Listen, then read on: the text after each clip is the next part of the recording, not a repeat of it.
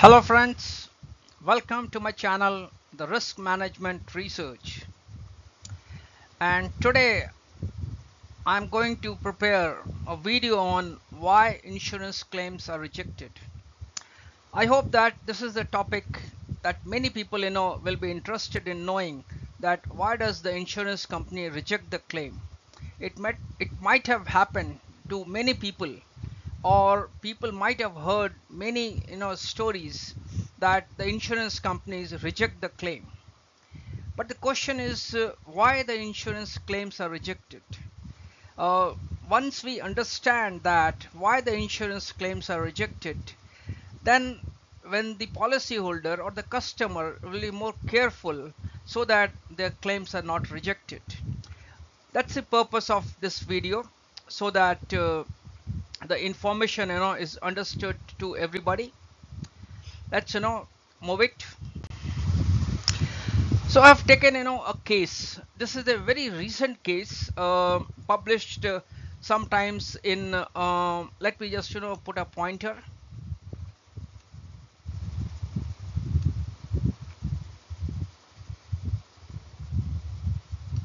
Anyway, it's not coming. It's a very recent case, came out in, oh, it's coming. Yeah, thank you. So it's a very recent case of May. One can go to Google and find it out, published in Economic Times.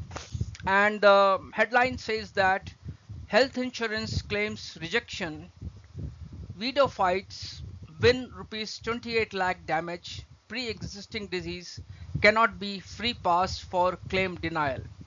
So first I would go through this case particularly, so that everybody understand what is this case is about and what is the judgment. And then I would go behind it, to explain rationale behind the claim rejection. So let's go through the story. It says that the claimant husband purchased the policy named XYZ insurance plan. So I have not given a particularly any name of the insurance plan. I have just masked it with XYZ insurance plan from the insurance. And the sum insured was 19 odd lakh rupees towards the health insurance benefit from 2017 March till 2022 March. This was the period of this health insurance plan. And the premium, I understand this is the annual premium, is 95,652. It's a quite a handsome premium, around very close to 1 lakh rupees. Subsequently, after 5 months, the complainant husband passed away due to diabetes, chronic liver disease, and portal hypertension in the hospital. This is the story of the husband. The nominee submitted her claim to the insurance company, which was rejected because her husband had concealed the vital facts about the diabetes at the time of obtaining the policy. The nominee sought the legal redress against the insurance company for the claim. So this is what the story is about, that individual has taken a policy. Diabetes was not disclosed. The individual has got died because of the liver disease, and the wife has submitted the claim, and the claim is rejected by the insurance company. Now what does the court has done? The state commission held the insurance company liable on two grounds.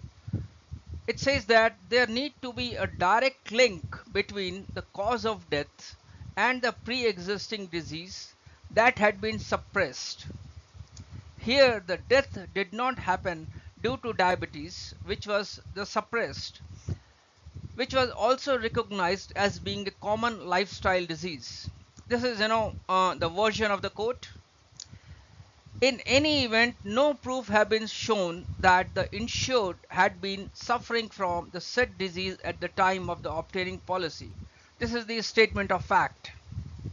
As a result of it, the insurance company was directed to compensate the wife of the deceased 19 lakh odd rupees along with the interest of 6% calculated from the date of claim. The insurer had to pay the said amount in addition to the opposite party has also to pay rupees 1 lakh as a cost of mental agony and the harassment, along with the litigation cost of 50,000 rupees. At a 6% rate of interest, the complainant is likely to get rupees 28 lakh rupees. Now, this is the verdict and this is the story of it. I have considered this story just as an example. I don't want to prove or disprove anything. I just want to, give a case, a practical case, and then want to understand, make it understand that what goes in the background of it. How does the pricing process takes place? And why insurance companies reject the claim. So therefore, my first bullet is the purpose is to explain why claims are rejected. So like any science, insurance is again a science. It is based on many principles, and one of the two principles on which the insurance work is the utmost good faith. What does it mean by utmost good faith? It means that the insurance company will disclose all the information to the customer about the policy that he or she is purchasing. On the other hand, the customer will disclose all the information about himself or herself, about his age, his health, all the information, so that there is an utmost good faith. Now the good faith, the policy is is undertaken because it's a contract. It is a contract between the insurance company and the customer, and the policy have been written under the certain principles. The second is the pooling of risk concept. The second is that all the individuals, those who pay the premium, their premium is pooled into a bucket and the claim is paid out of the bucket. So that is the second principle, and these two principles play the very important role, and we shall just see that why it is so and why the claims are rejected. So let's look at the pool of the risk. When we say the pool of the risk means that the lives, the lives are presented, whether it is a life insurance or it is a general insurance. What happens that the health of the every individual is not same. Somebody is healthy life, somebody is substandard healthy life, and even in case of a substandard healthy life, there could be different categories of it. Like somebody is overweight, somebody has got diabetes, somebody has got heart disease, somebody has got cancer, somebody has got something else, right? So what happens that the insurance company, what they do is that they create the pool of the pool of customers, and they charge a premium. So what happens that the actual the pricing, the premium which is calculated for each class of lives based on the standard life, the premium is calculated for that. For the substandard life, premium is calculated for that. There are different subclasses, like class 1, class 2, class 3, class 4, class 5. And as the class increases, the premium rate increases, because the probability of death of the individual increases, because as the substandard increases, the chance of the death increases. Therefore the premium is calculated for the each class of lives. And the individuals, those who come for the insurance, they are placed in those buckets. They are placed, like this I have just given here one example. It's in a pool of life which is the standard life, pool of risk which is substandard life. I have just you can consider just as substandard as overweight. You will see that the premium these customers are paying is, if it is P1, let's say 1000 rupees, and then it will be paid by P2, then this will be something like 1100 rupees. So the customer here is going to pay the 1100 rupees, and here they're going to pay the 1000 rupees. So the claim that is going to come, the customers resulting the claims from this bucket will be paid from here, and those resulting from this bucket will be paid from here. And how does these are segregated? Because the pricing is done by the actuaries. Now what happens that in the underwriting, when the proposal is given to the insurance company, the underwriters segregate the lives into the different buckets, into the standard life, because based on the sum insured and the age of the individual, that there are different medical requirements that one is to undergo, and also one is to declare that what are their health status. So based on that, the underwriters put them under the different category. And the purpose of underwriting is that it should conform, so that the pricing assumption which has been made, and the underwriters, that the job they are doing, they are they are basically matching it up, so that when the insurance company, when if okay, let's consider theoretically, in an ideal situation, all lives going to the insurance company, if it is segregated correctly, then they should go into the different buckets. That's the underwriting process is. Now now what happens in case of a non-disclosure?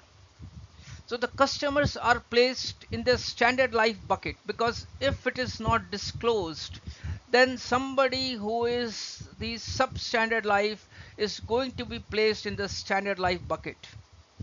And as a result of that, if a large number of substandard lives are placed in the standard life bucket, there will be an insufficient money to pay the claim from the bucket, penalizing the standard life. If there is a large number of people are coming here which are substandard life, and the claim is resulting, then it is penalizing those customers who are standard life, and this bucket may not have sufficient money to pay those the genuine customers. And what does the insurance company do is that they reject the claim. That is the fundamental reason that why insurance company reject the claim. That's the purpose of of this discussion, to tell that why the claims are rejected. It is not at all going into any individual case, proving or disproving it. Just it's an example. And as a result of that, what are the do's and don'ts? So the do's and don'ts is, please disclose all material facts such as age, occupation, health history, family history, past disease, because these are the risk factors. Even in case of age, the premium changes. Based on the occupation, it could be hazard. Health history can create somebody is their history is not healthy or good. They may require an additional premium. Family history has got relationship with the genetic disease, or if somebody has got any past disease, there could be any other things. So what it means, like say for example, I am diabetic, I have taken an insurance policy, I have disclosed all my facts. What it does, it gives you a confidence that in case of anything happens, then there is a very high chances that insurance company is not going to reject your claim, because it's kind of a guarantee that because you must have seen that the insurance companies show their claim settlement ratio, like 90%, 95%, 98%, 99%. If everybody is disclosing all the facts, it will be 100%. So my suggestion is that one should disclose all the material facts, and this will give the kind of a guarantee that the claim will not be rejected. I hope that of course then the claim will be accepted. Hope this is useful. And if you want anything, if you want to know anything else about it, I would be happy.